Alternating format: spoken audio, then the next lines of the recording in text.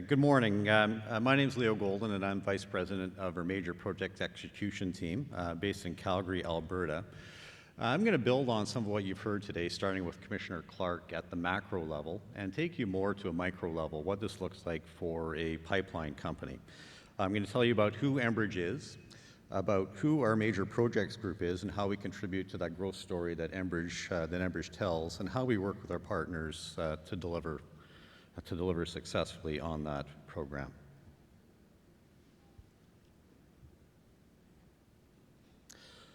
So who is Enbridge? Over the last 65 years, we've become a leader in the safe and reliable delivery of energy throughout North America. We transport energy, operating the world's largest, most sophisticated crude oil transportation system.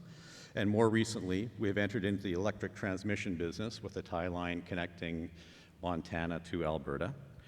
We generate energy with our interests in renewable and green energy technologies, including wind, solar, and geothermal. And we distribute energy, owning Canada's largest natural gas distribution company centered in central Canada. So here's some figures going down the page. We currently have a market capitalization of $43 billion in Canada. When we take our U.S. investment vehicles into account as well, that takes us up close to $100 billion. We operate 16,000 miles of pipe and deliver an average of more than 2.2 million barrels of crude oil each and every day of the year. And we're the largest conduit of crude oil into the United States. Again, coming back to that friendly trading partner we've heard about a few times today. Of all the Canadian production that flows to the U.S., we transport about half of that total, a figure that accounts for 15% of the total U.S. imports of crude oil.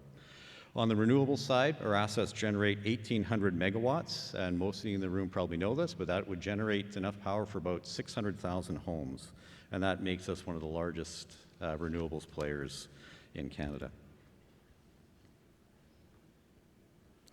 So moving on to the Major Projects team and the Major Projects approach. The effective deployment of capital, which is obviously in limited supply, is a key to our success in delivering solid returns to our shareholders.